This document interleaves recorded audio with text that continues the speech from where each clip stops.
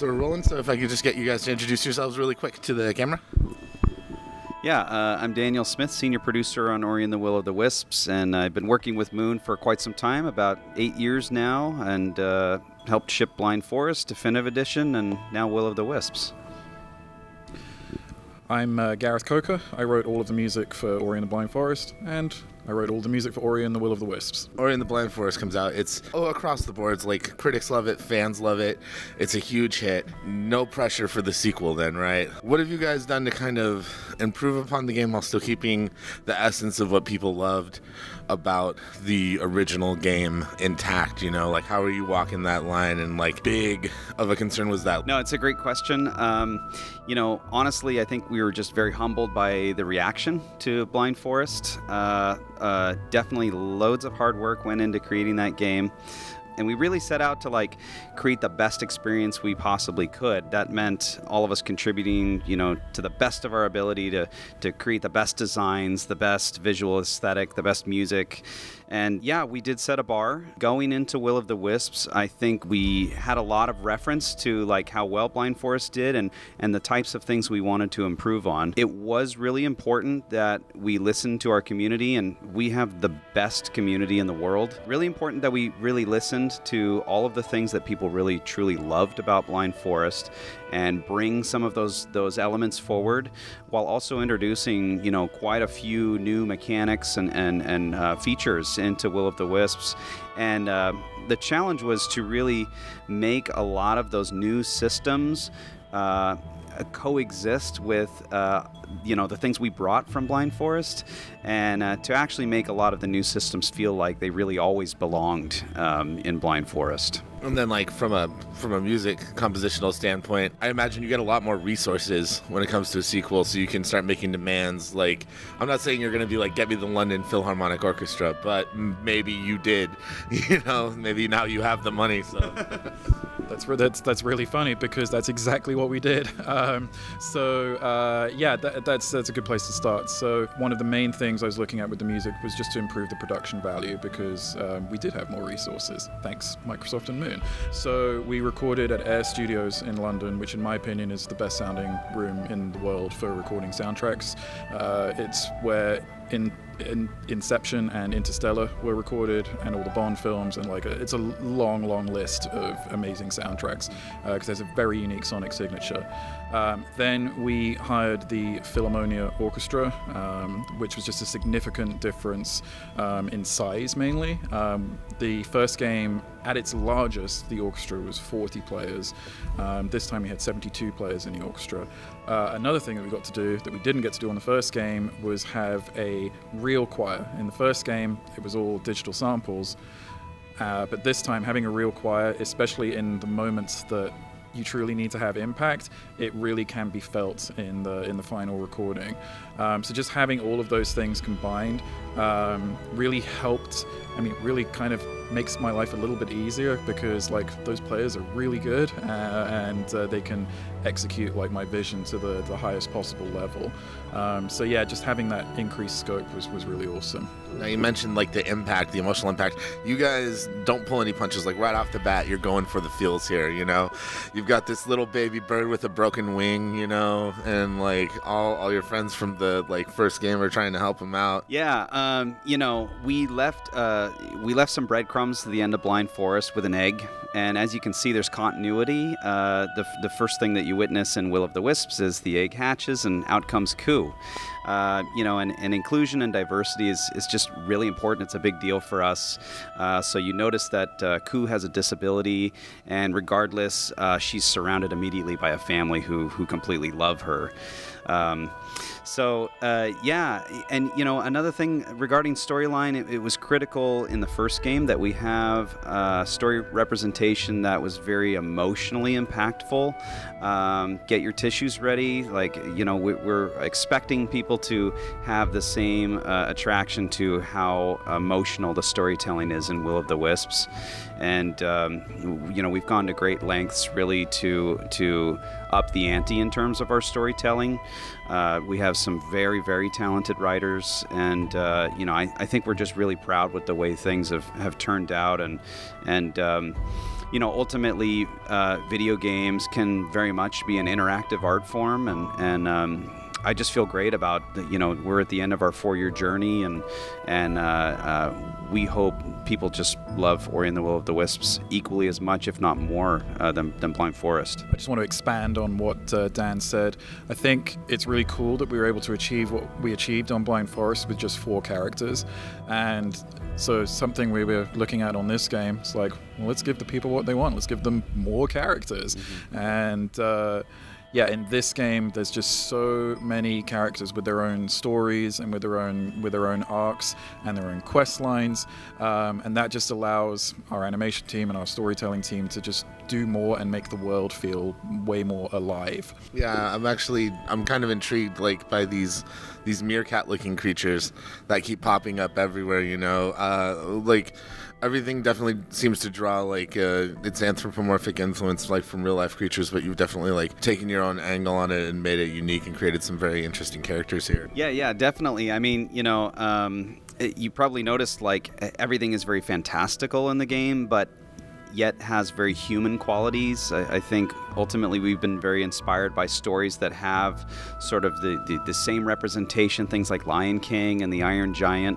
It's really important because we want people to identify with characters in the game. And when Blind Forest released, we had so many very significant real stories come from our players, people who enjoyed the game, identifying with real-world experiences of their own, like whether it be, they lost a loved one a couple years ago, and the game really brought back wonderful memories of their own, personal story, and those things are really powerful to us, and we're really hoping to see a lot of the same, the same treatment with Will of the Wisps. So, to that point, one thing that I really appreciate about this game is there's a darkness to it that it really embraces, and I think when you're talking about trauma and stuff like that, that's part of learning to deal with that trauma in a lot of ways, so yeah, you definitely see that in the narrative. But the other thing that I love about that darkness is it reminds me a lot of the fantasy films that I grew up with, like Secret of Nim, The Neverending Story. Yeah. Things like that. They went to some really dark places, but ultimately they were made for a universal audience of any age in a lot of ways. Yeah, and I think a common theme in Ori is that even though there are moments of darkness, there's always hope. There's just always this glimmer of hope, And one of the things I think we're really proud of is the fact that players loved the original game. It generally took most people around 8 hours to complete the game, and once they were done, that was fantastic, and they moved on. This time around, this game is 3 times the size, both in terms of scope and scale, and so we're just giving people a whole lot more. I mean, there's 3 times the amount of cinematics, 3 times the amount of just moment to moment that people will really love and appreciate, I think. So. I just want to pick up on what you said about the, it has universal appeal, and I think, a big part of that we've carried over from the first game is the language aspect, as in there isn't one. We want this game to appeal to you no matter where you are from, which is, I think, testament to our visual storytelling skills, because we're not having to rely on dialogue. Yeah, and so sorry, I was just going to add on to that too. One of the most powerful things about Moon Studios is it's still globally distributed studio, despite its significant growth in headcount. And so in a way, I feel like we're creating unity and world peace through making video games here. So anyway, yeah. Nice. Well, let's dig into the game. Actually, you know what? First, I'm kind of curious, because I mentioned some of these classic '80s films, what were some of the references you drew upon when composing for this game and the original game? Was it stuff like that, like Neverending Story type of stuff, or kind of who were you looking at to kind of get that fantasy feel? I love this question because I always give an answer that no one is expecting.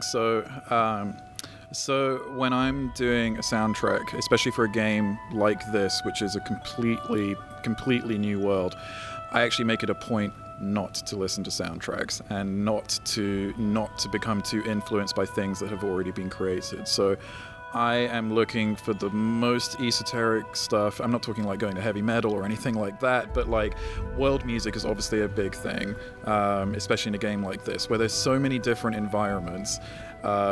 I need to look for interesting sounds, and I need to like discover new stuff. I mean, I travel a lot, and when I travel, I make sure to listen to as much local music as possible, and that has a big. There's a process of osmosis. When you're surrounded by enough music, you're going to remember some of it, especially if you're kind of accustomed to taking it all in. But I'm not going to completely wimp out of the question. I think for me, if I was to give you one reference of actually a fairly recent film, it would be Life of Pi. That film like touched me to my core, and the score in that film represents to me the perfect balance between Indian music and Western orchestra. And this soundtrack, I hope that you can't really tell like that there's certain instruments from, like, you can't identify which instrument, which country an instrument is from, because there's just so many different kinds. For example, like there's a bunch of woodwind instruments in the game. I have one collaborator. She owns about 300 to 350 wind instruments. And I'll just give her a melody that I've written. And I'm like, can you like play these melodies on like several of your toys? And then she'll come back to me with different recordings, and then I'll be like, well, which one do you like best? And then I'll be like, well, I like that one. And then we kind of come to an agreement as to which one sounds best. So it's really a process of experimentation and like listening to as much foreign sounding material as possible. And I think the end result of that is you end up with hopefully a sound. For me, the sign of an effective soundtrack is you can't replace it with another soundtrack. Now that's not just down to instrumentation, it's also down to melody. If you have strong instrumentation and identity with the sound and a strong melody, well, you're definitely not going to be able to replace it with anything. I mean, there is, just to use a film example, Inception is irreplaceable. It's been imitated, but it's irreplaceable. You could not put any other existing soundtrack in that film, and that to me is like a primary goal, and I think I've achieved it with this one. Yeah. How do you pick and choose what you're gonna add in, and like what are some good examples of like things you knew you had to have for this sequel? There were some challenges there because if you recall at the end of Blind Forest, Ori, Sign ends up back in the spirit tree to more or less heal the spirit tree, heal the forest. So we knew we didn't want to start out the sequel by just ripping Sign back out of the tree, and it didn't really make sense. Another thing that we wanted to really push was the combat, simply because in Blind Forest, one of the notes we took from the community is like, great game, the combat was relatively simplistic, but still loved it. And we really took note of that. It was definitely more of a platforming and traversal experience. And so we thought, what are the ways we can like push the boundaries of the IP and really have Ori grow into sort of a coming of destiny story, and combat was one of the things. And so actually the evolution of combat and the continuity of the story helped each other, right? So you'll notice right away at the beginning of the game, Ori is capable of using these spirit weapons and all kinds of abilities, and there's a very highly customizable shard system where players can equip shards that give you a certain set of loadout to sort of enhance your experience and your capabilities. And it really took a while, a lot of tuning to really get it right, but at this point we feel it feels like super cohesive now. We love the fact that there's a relatively high amount of favoritism. When we've had people play the game, it's like, oh, I love the sword and the bow, and oh, really, I'm more of a hammer and a star type of person, and so one of the things about Blind Forest is we didn't have really any of these highly customizable options in how you engaged with enemies, and as a result we really feel like people who are streamers or YouTubers are really going to have a heyday with sharing their favorite loadouts, and we're just excited to see people share their gameplay experience with the rest of the world. So Yeah, I mean, like, just playing through some of the, like, getting to some of the boss fights and things like that, I was getting flashbacks to, like, Super Metroid and Symphony of the Night and stuff like that. Do you guys go back and look at, like, games like that when you're in development? Do you kind of go back to the basics? Yeah, I mean, Blind Forest itself was really like a paid tribute to all the games we loved, growing up in our childhood. And I think the beautiful thing about the release of Blind Forest up until Will of the Wisps now is that we put Blind Forest out, and what I feel is just the very beginning of a resurgence of Metroidvania titles. Since the release of Blind Forest, we've seen other just fantastic games, Hollow Knight and Bloodstained and Dead Cells and all these great games now. And I think we're just excited for Will of the Wisps to really still be a part of the family and to really try and elevate the bar of what Metroidvania titles can really be. And especially I feel something that's very unique to Ori in the genre space of Metroidvania is that we want to really have a high level of emotion and storytelling in that genre, and I think we're achieving that. So, yeah. I was also curious, like, you guys have been working closely with Microsoft to, not only launch your first game but launch this sequel as well. Like, how's that partnership been for you guys? Like, what's it like working with Microsoft? Well, I actually work for Microsoft, so I can answer that pretty easily. Yeah, I mean, Moon Studios is so unique in the fact that they're a globally distributed company. They don't have any singular location, so everybody gets to really work out of their own homes. And I think that's really special. I mean, primarily for the fact that, Moon can seek out some of the best talent in the business and not ask people to relocate. They can live, still close to their families. They can work in their pajamas.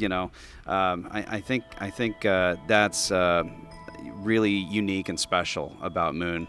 But, once again, just like Blind Forest, the relationship between Xbox and Moon, it's been highly collaborative. There's a long-standing relationship now.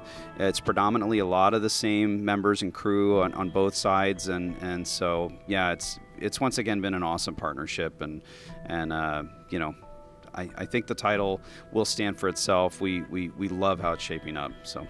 Well, it's looking great, guys. Thank you so much for taking the time to talk with us today. Ori and the Will of the Wisps, when's it coming out, and where can people get more information? Yeah. March 11th, and you can go to orithegame.com and just look for more news and information. Now that we're so close, we're really just continuing to roll out a lot of exciting stuff from now until launch. So.